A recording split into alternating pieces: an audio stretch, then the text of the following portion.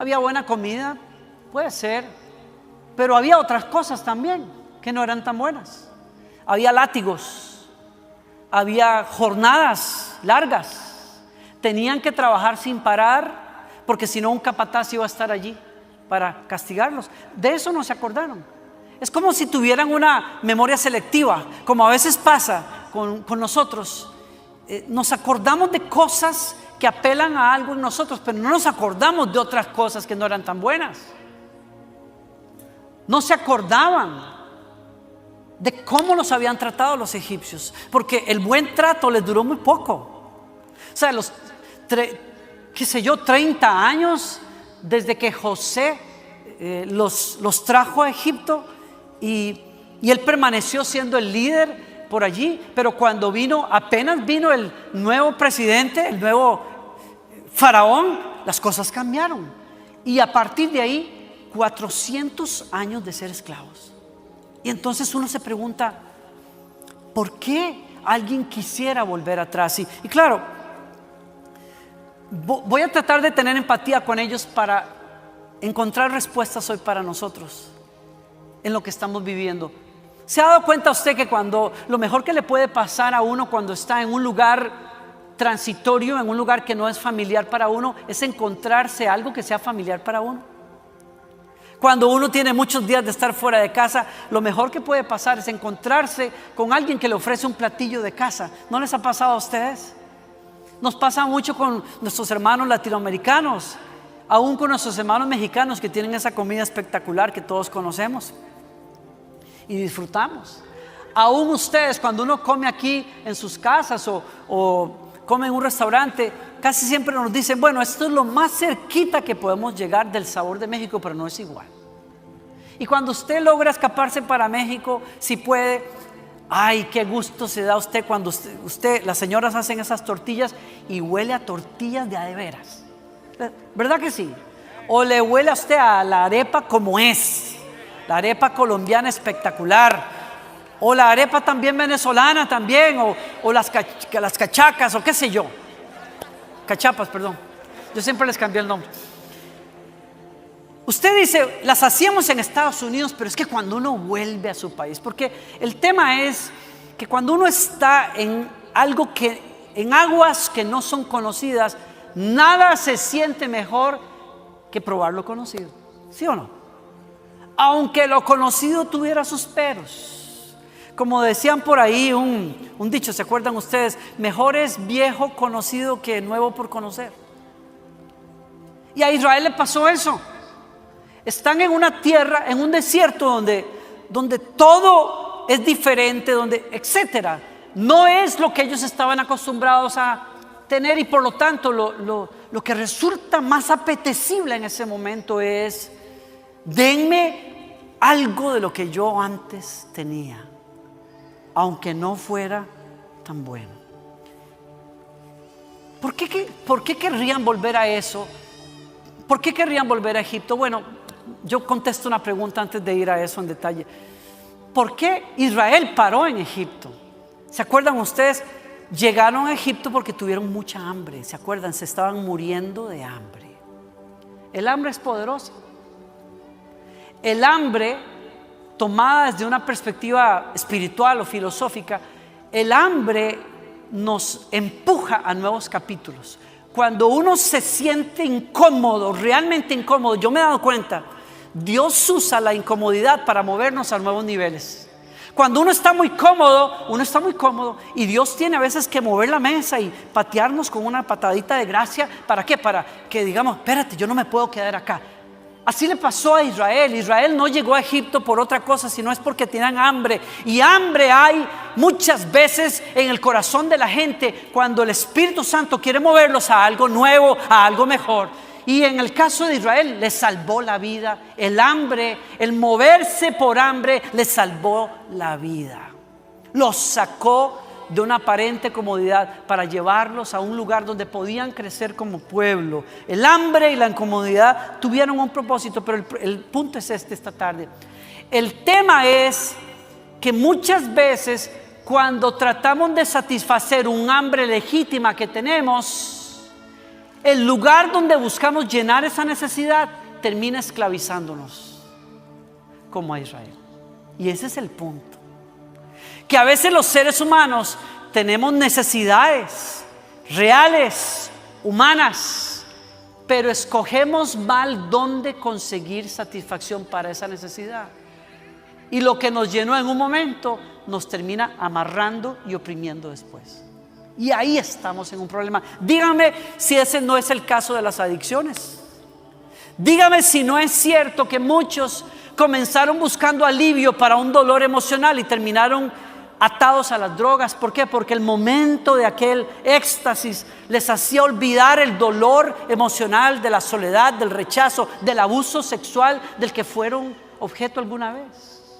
¿Cuántos de nosotros no hemos estado buscando simplemente en algún momento inocentemente una conexión real con alguien y terminamos encontrando un viejo amiguito, una vieja amiguita de Facebook con la que terminamos o con el que se terminó teniendo una relación desastrosa?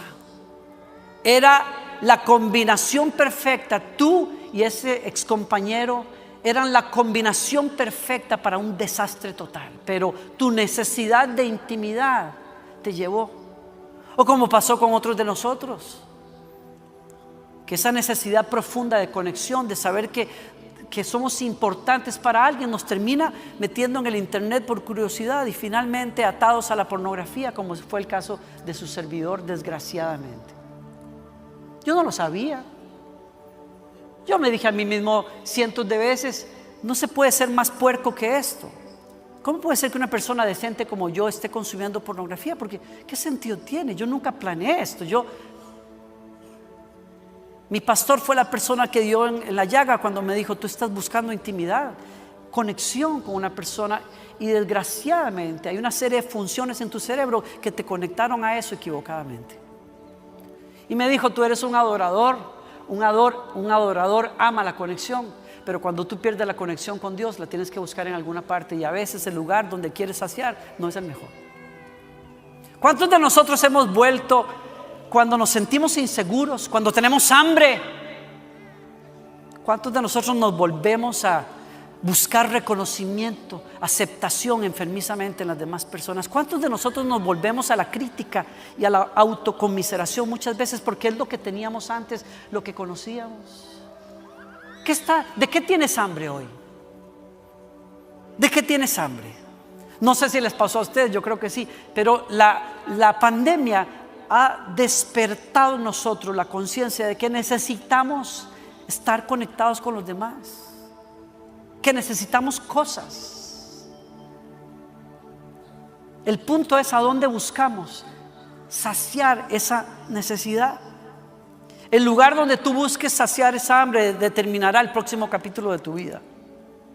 Y vuelvo a la pregunta: ¿por qué quisieron regresar a Egipto entonces?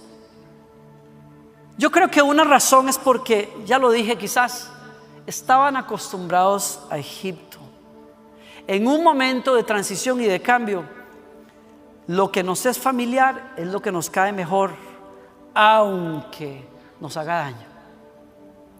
Yo no sé por qué es así, pero muchas veces para los que estábamos acostumbrados a la depresión, momentos de inseguridad son una invitación a volver a pensamientos depresivos.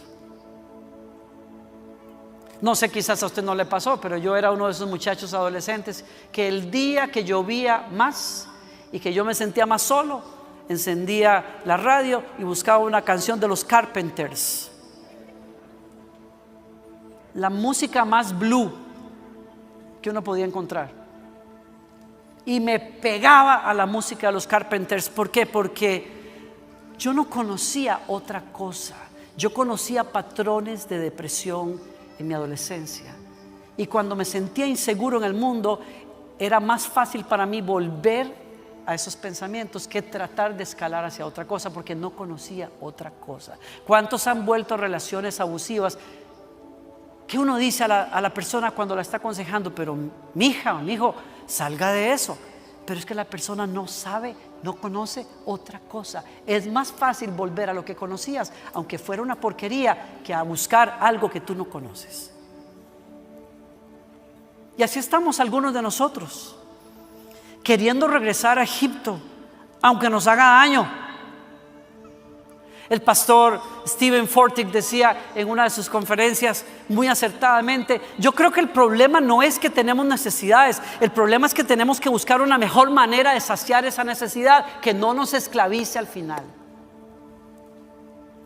¿Cuántos de nosotros cuando estamos estresados comemos galleta y comemos pan y se nos antoja todo lo que tiene que ver azúcar y harina? No le estoy hablando a nadie aquí, parece que nadie entiende el ejemplo, voy a cambiarlo, pero ¿cuántos de nosotros sabemos que nos hace daño y lo seguimos haciendo? ¿Por qué? Porque es familiar, porque nos consuela. ¿Cuántos de nosotros sabemos que no nos conviene tomar el teléfono y hablar con esa persona, pero hablar con esa persona, buscar esa intimidad de palabras y de ideas, nos conforta en momentos en que tenemos hambre, aunque después nos mete en líos? Por eso es que quizás querían volver a Egipto. Tengo una segunda razón por la que quizás ellos quisieron volver a Egipto, y es que estaban hastiados de lo mismo en el desierto. ¿Se fijaron ustedes qué era lo único que tenían fijo en el desierto? ¿Qué era lo único que tenían fijo? Maná. Eso que se llamaba, que cuando ellos lo vieron caer dijeron: ¿qué es eso? No es queso, es maná. Maná quiere decir: ¿qué es eso? Y se hastiaron de ¿qué es eso? Se hastiaron de ¿qué es eso? Y llegaron al hastío de tener que probar unas hojuelas que sabían como a miel, porque el paladar de ellos estaba acostumbrado a los sabores de Egipto, y Dios les rompió ese gusto con unas hojuelas que sabían a miel, y que incluso ellos trataron de cambiarles, y dicen que las molían, hacían harina y luego lo freían para que supiera por lo menos a aceite fresco. Estaban acostumbrados a otra cosa, pero Dios les dio un milagro, y es un milagro que se repetía todos los días, pero no un milagro sencillo. Un milagro que solo buscaba salvarles la vida un día a la vez, y los hastió, los cansó. ¿No nos ha pasado eso? Me parece que estoy hablando de algo que la gente ha vivido últimamente. Como, ¿no se ha cansado ustedes de la monotonía que produjo la pandemia? Estar siempre encerrado en la casa, enfrente del televisor o enfrente del teléfono. ¿Era para arriba o para abajo? A mí siempre me pasa. Yo no sé si es dislexia o qué es, pero es un problema que tengo. A mí mi esposa se reía porque me decía: estás haciendo así, no es así, es así. ¿No se han preguntado ustedes? ¿No se han hastiado de ver películas hasta el hastío? ¿No se han hastiado de ver Las Cuatro Paredes? Y usted dice todas las mañanas: ¿eso otra vez? Y vuelve a ver a su esposo y dice: ¿qué es eso? Y vuelve a ver a su esposa y dice: ¿qué es eso? Y vuelve a ver a sus hijos y dice: ¿qué es eso? Y vuelve a ver otra vez el trabajo y dices: ¿qué es eso? Y vuelves a ver las cuentas: ¿qué es eso? ¿Qué es eso? No es que eso, es que estoy hastiado. Nos recetaron lo mismo durante la pandemia. Estamos hastiados de la monotonía. Estamos hastiados de hacer lo mismo. Estamos hastiados de no hacer nada diferente. Y voy a este punto también, qué tremendo, porque el maná era un milagro. Quiere decir que se habían acostumbrado al milagro. Qué fuerte. Para mí es muy fuerte. Personas a las que el enemigo nos había adoctrinado literalmente, emocionalmente, para pensar: tú nunca vas a estar en compañía de nadie, tú siempre vas a estar solo. Ese fue el mensaje. Tú no vas a formar una familia, tú no te vas a casar. Ese fue el mensaje, la programación del enemigo durante toda mi vida. Y cuando yo me despierto en las mañanas y veo a esa mujer tan hermosa a mi lado, yo me doy cuenta que el enemigo es un mentiroso, porque te está llenando la cabeza de mentiras todos los días. Y el único problema es que prefieres mentiras que la verdad. Y voy a una cuestión más. A veces los que hemos vivido un milagro nos acostumbramos a ese milagro. Porque la presencia de Gloriana en mi vida es un milagro. Es un milagro del favor de Dios para conmigo. Y el Señor me ha golpeado duro estos días. Cuando leí este pasaje me di cuenta que yo me puedo acostumbrar a un milagro. Que Dios, porque escúchenme, Dios sí había tenido cuidado de ellos. Dios sí les estaba dando una provisión diaria, pero para ellos fue hastiante. Ellos querían la pimienta de Egipto, pero Dios les había dado provisión.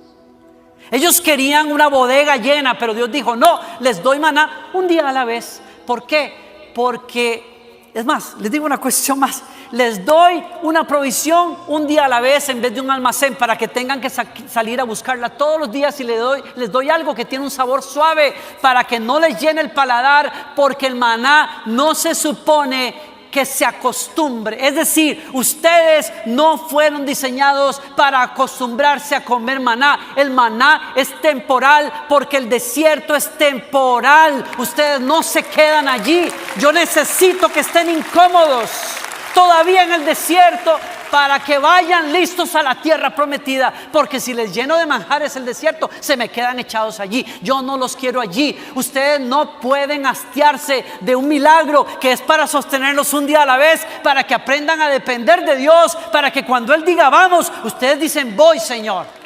¿Alguien está aquí conmigo? Usted necesita entender eso. Dios nunca nos da el cuadro completo del futuro. Dios nos lleva poquito a poquito. Dios no te va a decir a dónde vas a parar. Por eso es que te molesta, porque tú quieres saber: ay, bueno, ya, ¿qué voy a hacer aquí en esta compañía? No quiero que me tengan. No, quiero saber ya cómo va a ser esto. Yo quiero saber cómo va a terminar mi historia. Yo quiero saber cómo vamos a llegar al otro lado. Yo quiero saber cómo Dios va a proveer para mi futuro. Pero Dios te dice: un día a la vez. Ah, no, entonces yo prefiero volver a Egipto. Y comienzo a pensar: ¿y qué en el futuro? ¿Y qué si pierdo el trabajo? ¿Y qué si me enfermo? ¿Y qué si aquello? ¿Y qué si fulanito se va? ¿Y qué si la compañía? Y comienzas con lo que te gustaba hacer en Egipto. Tu afán, tu estrés, tu ansiedad. En vez de decir: voy a confiar un día a la vez. Voy a comer el maná. Porque el maná era un proceso para enseñarle dependencia a su pueblo.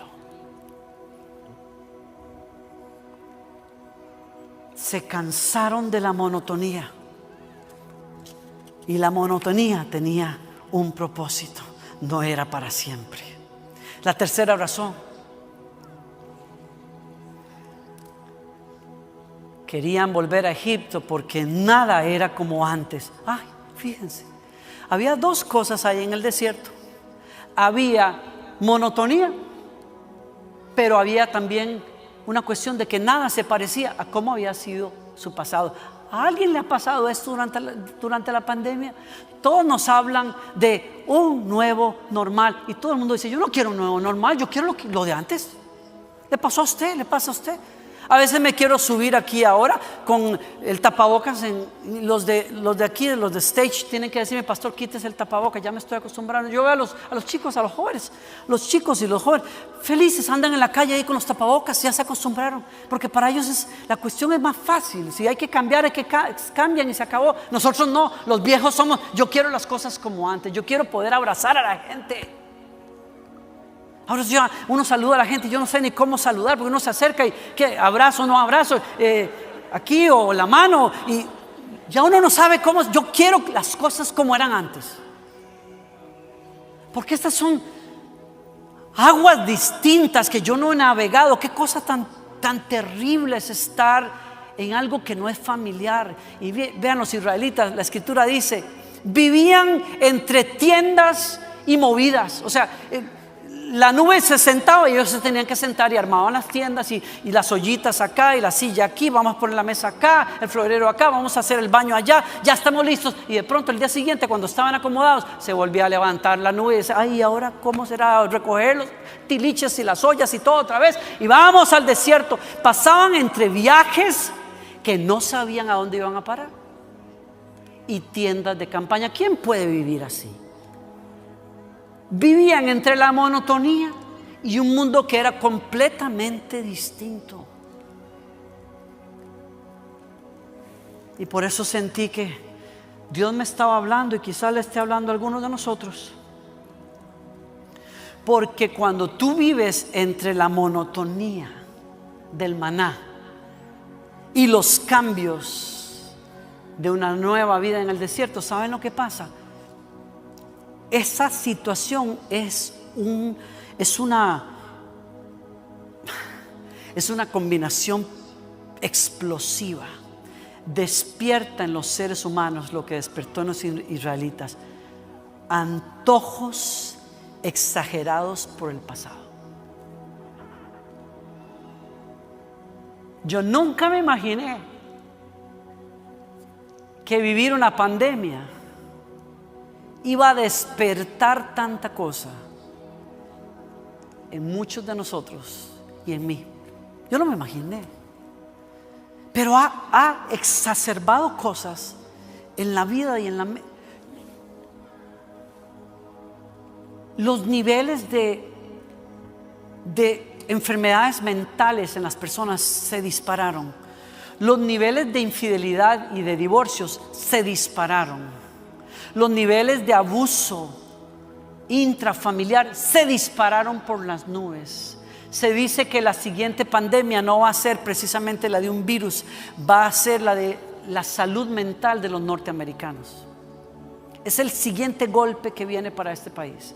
La gente no está bien ni en sus cabezas ni en sus mentes, y menos en países en donde hemos tenido a la población encerrada literalmente por meses y meses y meses. Y entonces deseos explotaron. Y dice el versículo: la gente comenzó a tener fuertes antojos, deseos descontrolados e insaciables. Dice el Salmo 106: tuvieron apetitos desenfrenados en el desierto y tentaron a Dios en las soledades. Y aquí está la raíz, y amarro esto que estoy diciendo acá. ¿De dónde vino todo eso? La Biblia nos da el secreto. La fuente de todo era, en el verso 4, la gentuza extranjera que viajaba con los israelitas. Fueron los que se quejaron y fueron los que tuvieron antojos exagerados, desenfrenados por Egipto. Te digo una verdad, muchos de nosotros hemos salido de Egipto, pero no todo Egipto salió de nosotros. Y por eso, en noches solitarias, quieres volver a Egipto. Y por eso, cuando los amigos traicionan, vuelves al espejo y repites cosas que si se las dijeras a otra persona te darían un golpe en la cara, pero te lo dices a ti mismo como lo hacías antes. Es que tú no sirves para nada, eso te lo dijo tu mamá, a ti te va a ir mal siempre, tú no eres bueno en las relaciones, tú vas a ser un desastre, tú no vas a poder, esto siempre va a pasar, y comienzas a darte los latigazos que Egipto te daba, ahora te los das a ti mismo, porque es todo lo que sabes hacer. Y por eso vuelves a las páginas pornográficas a buscar la porquería, porque no sabes conectar de otra manera. Por eso vuelves a las pastillas, y por eso vuelves a la droga, y por eso vuelves a esas amistades, y por eso vuelves a esas llamadas, porque es todo lo que conoces.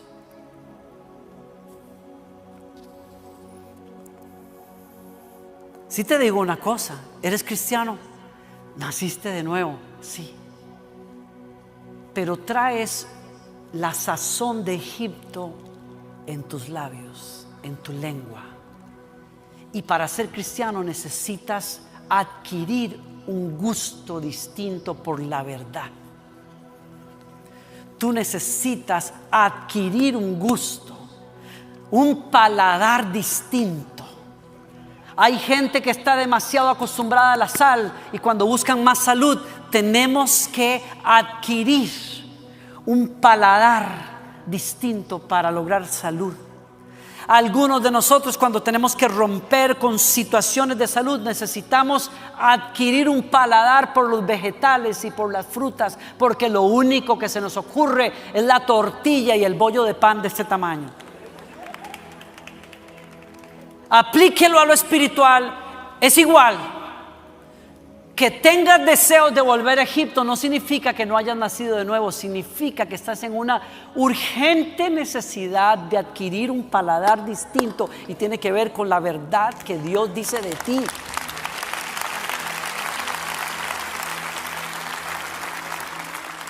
Y mi pregunta es, ¿estás dispuesto a sacar esa gentuza de tu vida?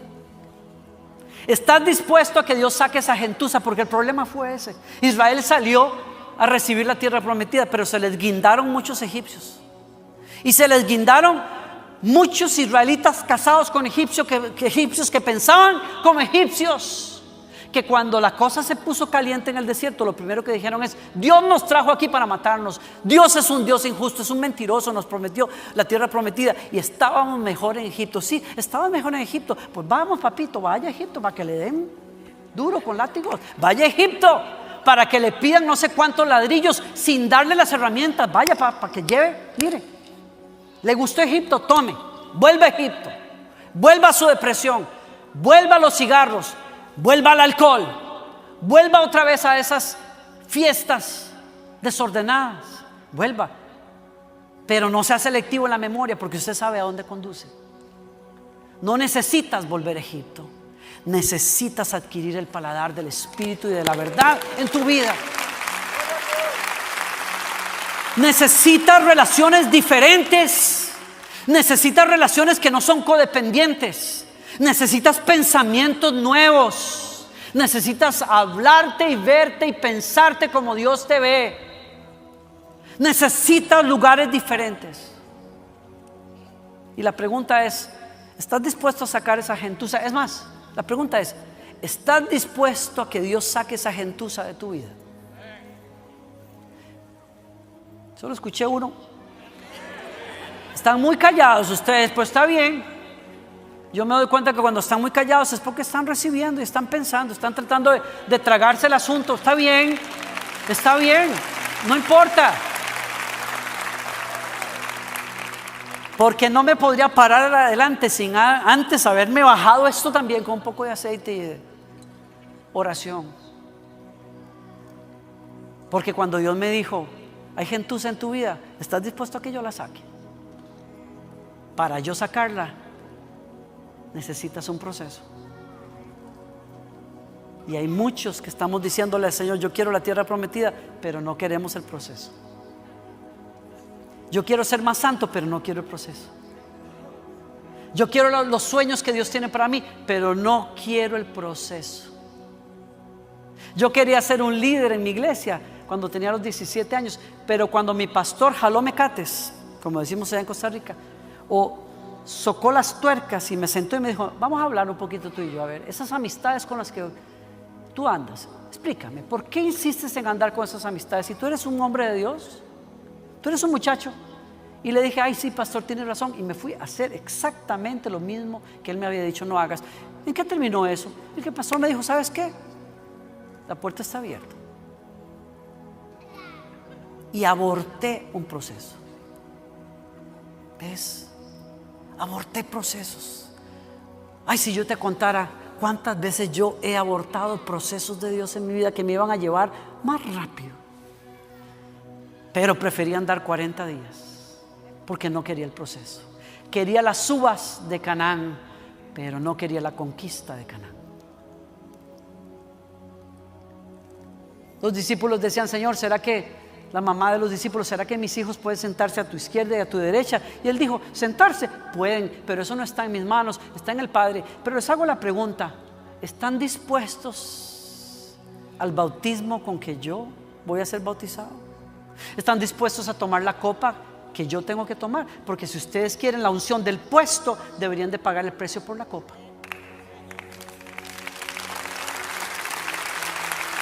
Hay gente que solo quiere el puesto.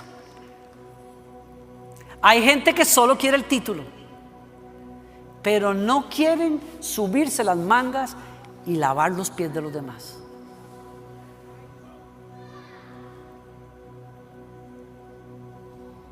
Tú quieres tener una forma de manejar tu vida diferente, pero no quieres pagar el precio de cambiar tu manera de pensar primero.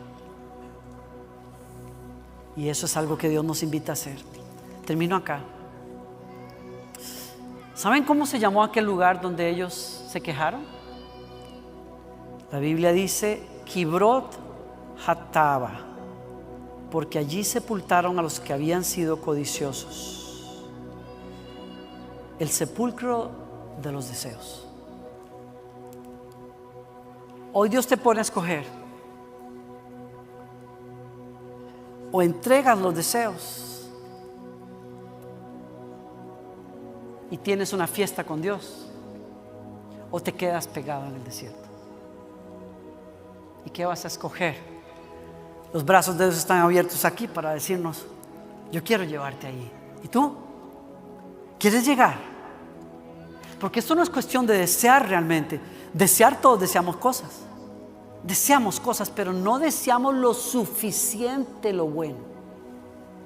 Nuestro problema no son pasiones, es que no tenemos pasiones, suficientes pasiones por Dios, suficientes pasiones por sanidad, suficiente pasión por lo que es integridad, suficiente pasión por lo que es bueno. Y ahí está la cosa. El hijo pródigo se hastió de su papá. Termino con esta historia. Les dije ya el tercer término, quiere decir que termino. El hijo pródigo se hastió de la monotonía de papá, de la finca, de trabajar para el papá. Es tener, sí, tengo comida, tengo cama, tengo un papá, pero se hastió de papá. Le estoy hablando a alguien aquí, creo. Alguien que tiene toda la bendición de Dios, vive un milagro, pero aún así está mirando para la ciudad donde las luces nunca se apagan, como lo hizo el hijo pródigo. Tienes iglesia, tienes familia, tienes trabajo, tienes llamado, pero estás mirando por la ventana porque hay deseos por noches sin fin, por diversión alocada, por no tener que cumplir reglas, dices tú. Y le pidió la herencia al padre y se fue y desperdició todo, como muchos lo hemos hecho. Yo he sido uno de esos. Desperdiciamos pureza, la tiramos por la borda, desperdiciamos juventud, tiempo. Escogí una computadora antes que un altar. Me levanté de orar porque no percibía a Dios más y me hundí en una computadora para parar en la pornografía. Cambié un altar por un basurero. Le pasó al hijo pródigo. Cambió a su papá por una ciudad y cuando lo gastó todo, tuvo hambre. Y aquí voy a lo que comenzó esta reflexión. Tuvo hambre porque el hambre es buena, siempre y cuando la sacies en el lugar correcto. Y cuando tuvo hambre, deseó comer la basura de los puercos hasta que volvió en sí y dijo: ¿por qué comer basura de puercos si el refri de mi papá está lleno? ¿Por qué estar en la porquería si hay mejor comida en la mesa de mi padre? Y volvió a casa del padre.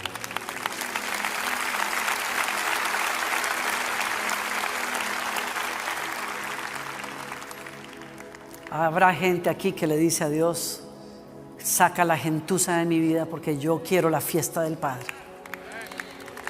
Habrá gente aquí que se pone de pie conmigo para decirle a Dios eso. Habrá alguien, póngase de pie donde usted esté y abra ese corazón a Dios. Habrá gente que dice: Señor, yo no vuelvo atrás, no quiero volver atrás. Abre esos brazos delante de Dios. Yo percibo la presencia de Dios aquí. Muchos tiramos por la borda la mesa del Padre, pero el Padre está diciendo: yo soy lo que tú necesitas. Esas conversaciones, esas amistades, ese vicio, esas relaciones ocasionales, esa glotonería, esas cosas, yo sé lo que tú estás buscando.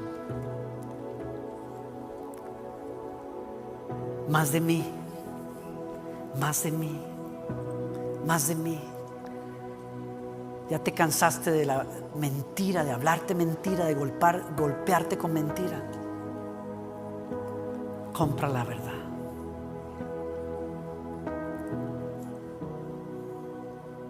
Nos volvemos a ti, Padre nuestro, hoy. Este es el año del favor del Señor. Y el Espíritu del Señor está sobre mí y me ha ungido, dice el Señor, para pregonar libertad a los cautivos, para que los que estaban ciegos ahora vean, para que a los prisioneros se les abran las puertas, para que los que estaban enlutados sean vestidos de gloria. Gracias, Señor. ¿Alguien puede darle gracias? Entréguese a Dios. ¿Alguien puede darle gracias? ¿Alguien puede darle gracias? ¿Alguien puede darle gracias? Jafet, tú estás por ahí. ¿Será que agarraste la onda de lo que está pasando y te vienes corriendo? Yo sé que es tarde, no me importa. Dios va a cambiar tumbas, porque aquí la gente no va a morir en el sepulcro de sus malos deseos.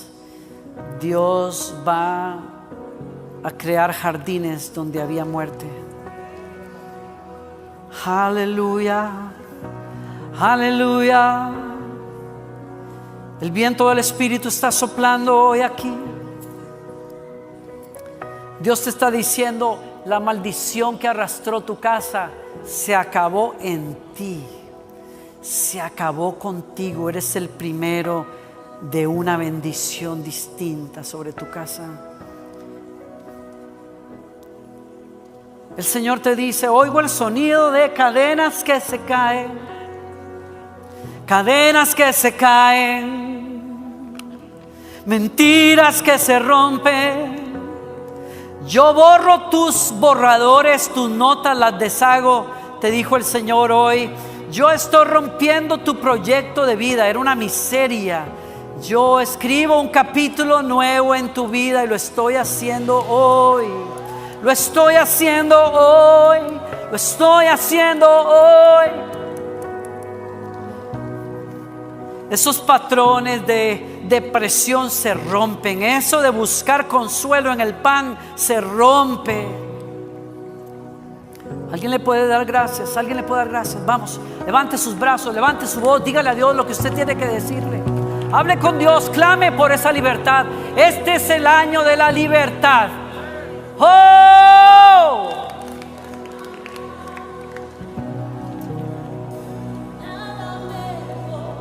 No hay nada, nada mejor. ¿Dónde está el equipo? No hay nada, nada mejor que mi Dios. Oh, vamos.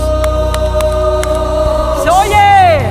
No hay nada, ¡Hey! nada mejor. No hay nada,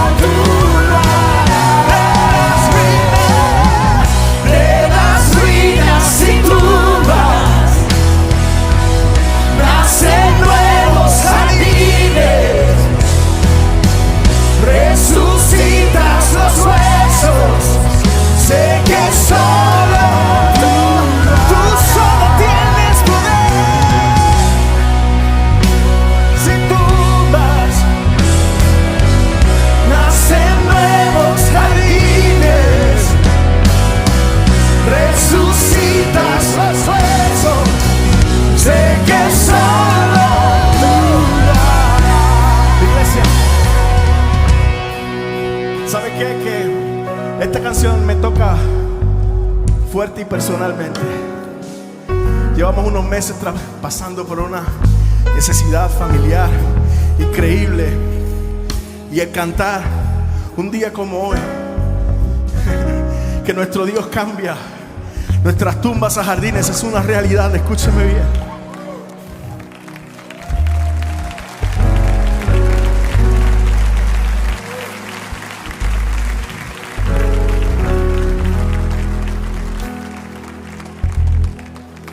Es una realidad.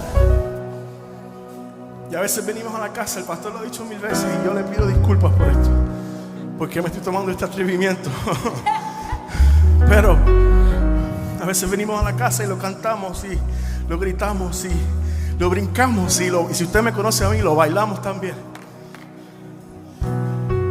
Pero vivirlo, experimentarlo, pastor,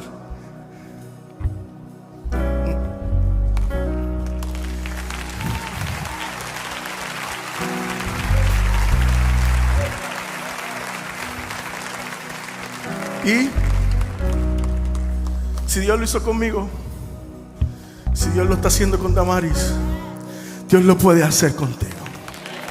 Y yo estoy 100% seguro de eso, y por eso cantamos esta canción. ¿Y qué le parece si ahora lo cantamos otra vez? Sabiendo que donde Dios pone una palabra, siempre hay un cumplimiento. Sabiendo que donde Dios pone el querer, siempre habrá un hacer. ¿Alguien dice amén conmigo? ¿Qué le parece si lo cantamos? Dice: no hay nada, nada mejor